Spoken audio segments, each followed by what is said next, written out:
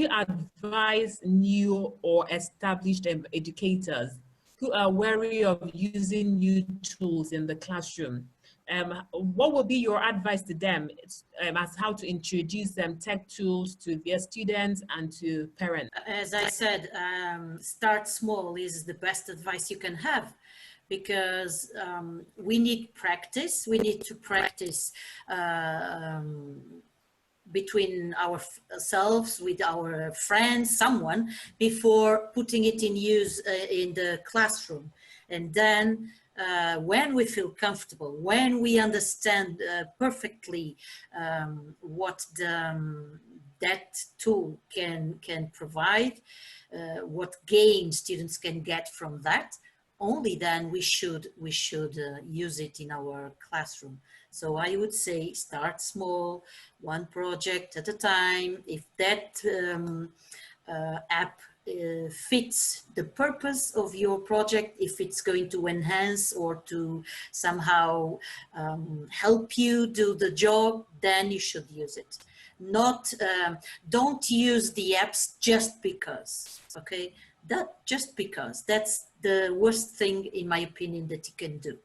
Use it if it's educational, if it's going to fit a purpose to help your work. That would be my advice. Thank you very much. So Taji. Oh, what I'd advise teachers in use of tech apps in the classroom is, the first step is just trial, one or the other. You can trial as many as 2 or 3, but the most important thing is find a need or find a challenge you're having with passing knowledge to your class. A better way to enhance your teaching and learning, a way that can get the children excited. Because especially if you take younger children, if your lesson is not exciting, you will lose them at some point. So get a tech tool that is interesting and a bit interactive, where the children can collaborate and communicate. Because if they don't collaborate and communicate in the classroom, it looks as if you're just the only person on this journey. You're not carrying the children along. So start from one step. As an educator, self-learning is very important. Because there are some apps you want to work with that you might not readily get someone to teach you. So you start one at a time. Like Manuela said, start one at a time, learn some things about it, then start using it. For me, for my own experience, I learned more when I started using it with the children.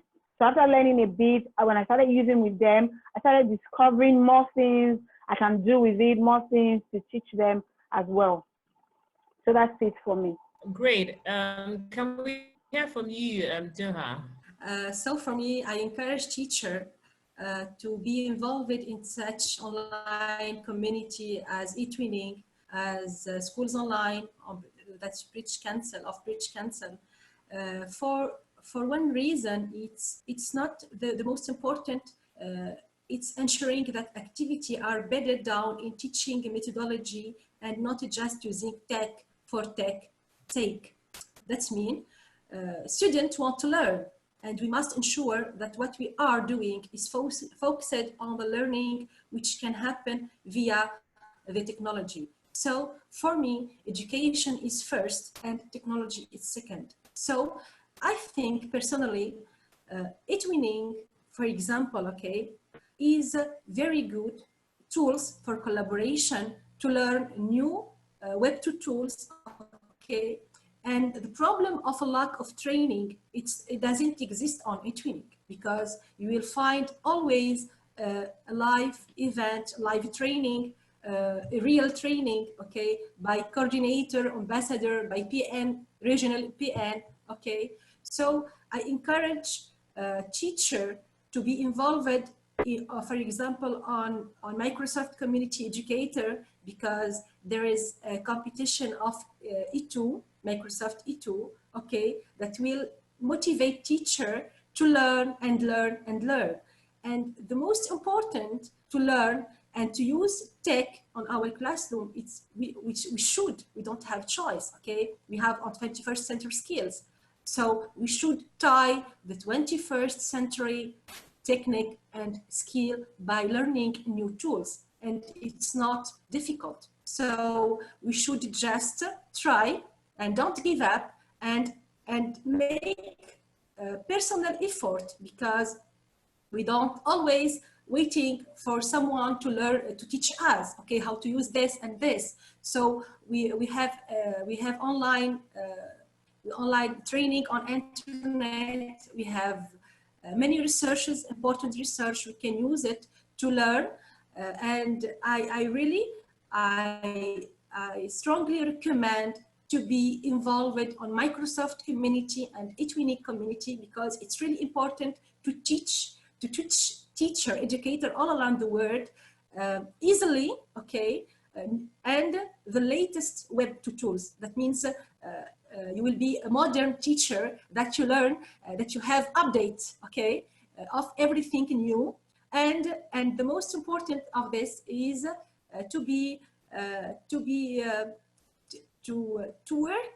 work a collaborative project on while learning. That's mean to be involved in important projects, and at the same time learning how to use web tools. Thank you very much. So let's have you, Lisa. Okay, I agree with all of these panelists. One of the things that whenever I thought about this is, one of the first steps as an educator is to practice with the tool, like many of you said, but also to own it and be vulnerable. I know whenever I tried Flipgrid, I was at a conference in 2016 in Atlanta, and somebody said, go and do your Flipgrid response. And I was like, what's that? And I remember even when the camera came on, I was like, where is it? Where is it pointing? Where is it at? I took 20 times to do that response until I felt confident to send it in.